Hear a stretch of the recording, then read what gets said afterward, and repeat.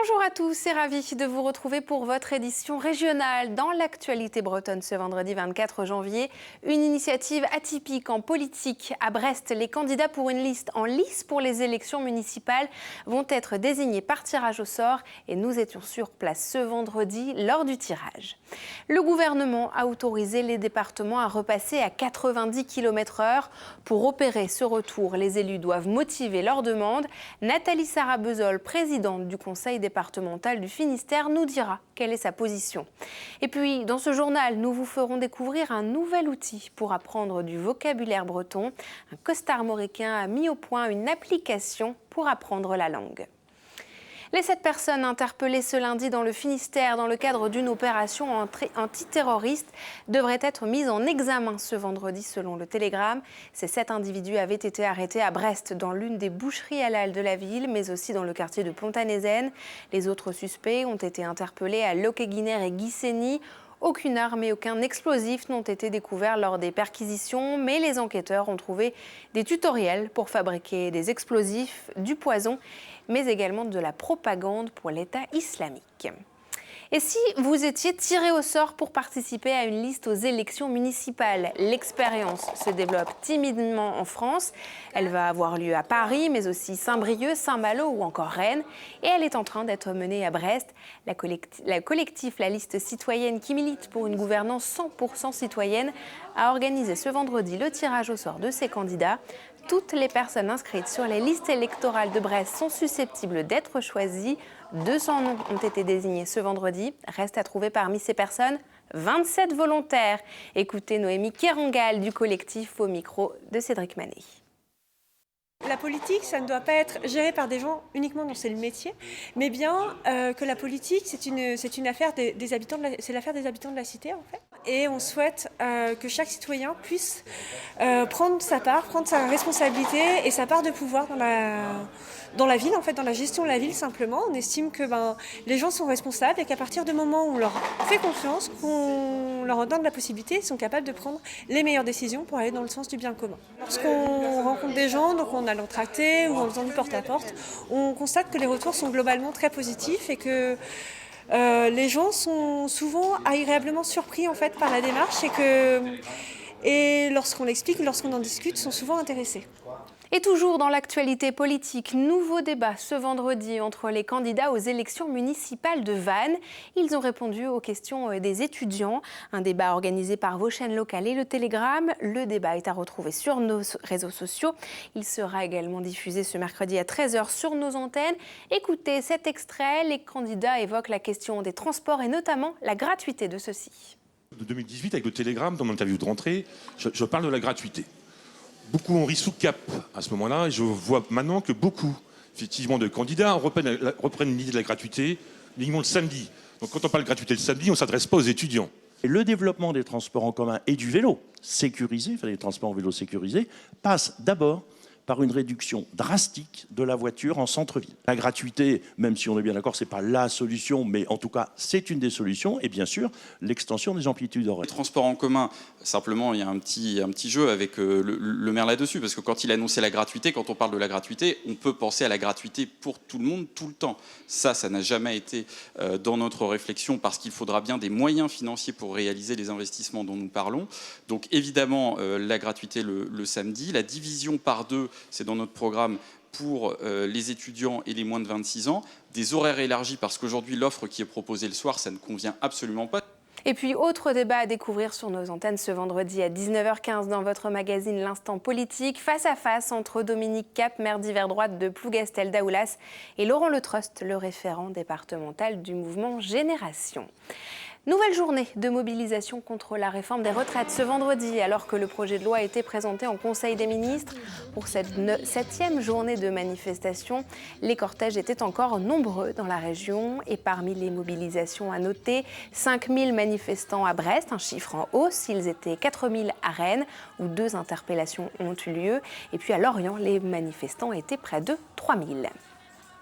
Pas de retour aux 90 km/h dans les départements bretons. L'exécutif a pourtant autorisé les départements à revenir à cette limitation de vitesse. Le 15 janvier, le gouvernement a adressé au préfet la liste des conditions à remplir pour les départements pour rehausser la vitesse sur les routes. Il faut par exemple transmettre une étude d'accidentalité. Nathalie Sarabezol, la présidente du conseil départemental, explique pourquoi il n'y aura pas de retour en arrière sur les routes du Finistère. Elle a répondu à Frédéric Lorenzo. La loi prévoit maintenant un passage possible aux 90 km/h, mais avec des conditions qui font que dans le Finistère, en fait, ce n'est pas possible, puisqu'aucune route ne correspond aux critères qui sont envisagés pour permettre ce passage à 90 km/h. Donc nous allons regarder à nouveau, mais il semble bien que nous en restions là, puisqu'il n'y a pas de possibilité de faire autrement. Nous avons dépensé pour les panneaux dans un sens, mais il n'y avait pas que des panneaux, il y a les marquages au sol, il y a un certain nombre d'aménagements à faire. Mais oui, mais ce qui me semblerait important, c'est qu'on puisse avoir une certaine visibilité pour les automobilistes, qu'ils sachent un peu à quelle vitesse ils doivent rouler sur les routes, c'est important. Donc voilà, c'est 80 km/h dans le Finistère. Et nous continuons à détailler l'actualité de la région. Elle est compilée dans la chronique La Bretagne en 5 infos qui est préparée aujourd'hui par Benjamin Bréon. C'est non. Le Conseil d'État a rejeté ce vendredi la demande de Laurence Caballero, une cornouaillesse qui souhaitait être inséminée en Espagne avec ses propres embryons, créés par PMA avant la mort de son mari en avril 2019. La jeune femme garde la possibilité de saisir la justice européenne. Retour sur le dossier sur le télégramme.fr. Spectaculaire accident ce vendredi matin à Guerlédan où une voiture a terminé sa course dans un ruisseau. Son conducteur, légèrement blessé, a pu se rendre à l'hôpital de Carhaix par ses propres moyens. L'accident rappelle celui dramatique de la semaine dernière à Lampol-Guimiliau, dans lequel 3 enfants de la même famille ont trouvé la mort. Grande manœuvre ce jeudi à Lorient où la frégate multimission Alsace a quitté la rive gauche où elle a été construite par Naval Group pour s'installer rive droite pour 5 semaines. Un transfert qui annonce la fin prochaine de sa fabrication et son départ au printemps pour des essais à la mer. L'Alsace, spécialisée dans la lutte anti-aérienne, doit être livrée à la marine au printemps 2021 et sera basée à Toulon. La Brittany Ferries prend les devants à une semaine du Brexit. La compagnie maritime présente notamment à Roscoff et Saint-Malo l'assure. D'ici la fin de l'année, celui-ci n'aura aucun impact sur les formalités pour ses voyageurs. Une carte d'identité ou un passeport valide suffiront pour passer la frontière et les files d'attente ne s'allongeront pas.